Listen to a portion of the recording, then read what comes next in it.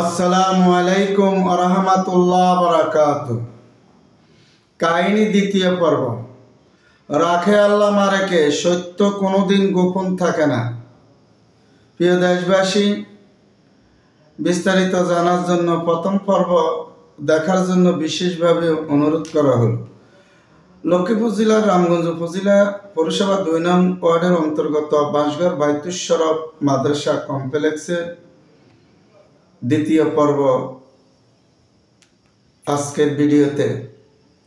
উল্লিখিত প্রতিষ্ঠানটি বাঁশঘর সরকারি প্রাথমিক বিদ্যালয়ের রোড সংলগ্ন দক্ষিণ পাশে অবস্থিত। ওই মাদ্রাসা ঘরটি সর্বপ্রথম আমি বাঁশঘর সরকারি প্রাথমিক বিদ্যালয়ের পরিত্যক্ত স্কুল ঘর এবং আসবাবপত্র দিয়ে টেন্ডারের মাধ্যমে নিয়ে ওইখানে সম্পন্ন করেছি, ঘর নির্মাণ করেছি। এলাকাবাসী সার্বিক সহযোগিতা করেছে, কিন্তু বিশাল ঋণ হয়ে গেছে। ওই ঋণটা নিজের প্রত্যেক সম্পত্তি বিক্রি করে দাঁড় করে বিশাল ঘর নির্মাণ করে লেখাপড়া কার্যক্রম সর্বপ্রথম মক্তব এবং নুরানি মাদ্রাসা, তারপরে দিয়ে পর্যায়ক্রমে প্রতিষ্ঠানটির মধ্যে পঞ্চম শ্রেণী পর্যন্ত তারপরে দিয়ে বৃদ্ধি হয়েছে। যাক, মহান আল্লাহর শুকরিয়া।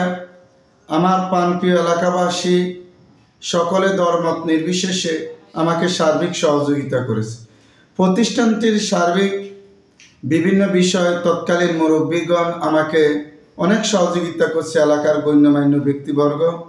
কখনো প্রতিষ্ঠানের যে স্বার্থে আমাকে সভাপতির দায়িত্ব পালন করতে হয়েছে, কখনো তারপরে পরিচালক অবলিক সাধারণ সম্পাদক। বিশেষ করে এলাকার গুণীজ্ঞানীদেরকে আমি কোনো স্বজনপ্রীতি করিনি।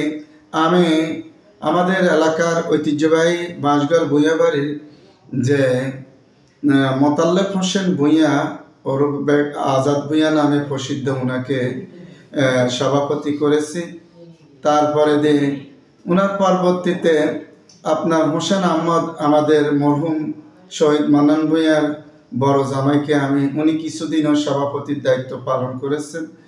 উনি ইন্তেকালের পর আমাদের এলাকার সর্বজন শ্রদ্ধাভাজন ঐতিহ্যবাহী বাঁশঘর ভূঁইয়া বাড়ির আলহাজ জনাব সালেমান ভূঁইয়া সাহেব দীর্ঘদিন বহু বৎসর সভাপতি দায়িত্ব পালন করেছেন। পরবর্তীতে ওনার অসুস্থতার কারণে কাউন্সিলর হয়েছে ওই বাড়িরে ওনাদের ভাতিজা জনাব আবু সুফিয়ান ভূঁইয়া সাহেব, ওনাকে কিছুদিন উনি সভাপতি দায়িত্ব নিয়ে যেতেছিলেন। তাতে করে আপনারা বুঝতে পারছেন, আমি আমার আসলে আশেপাশে বাড়ি বা আমাদের এলাকাতে একটা প্রবাদ আছে, পূর্ব বাঁশঘর পশ্চিম বাঁশঘর বলে তৎকালীন মুরব্বীরা বলতো। আমার কাছে এটা কোনো ভেদাভেদ ছিল না। আমি জ্ঞানী এবং গুণীদেরকে সবচেয়ে আমি শ্রদ্ধা এবং সম্মান করতাম। তারপর পরবর্তী তৃতীয় পর্ব দেখার জন্য বিশেষভাবে অনুরোধ করা হলো। আসসালামু আলাইকুম ওয়া রাহমাতুল্লাহি ওয়া বারাকাতুহু।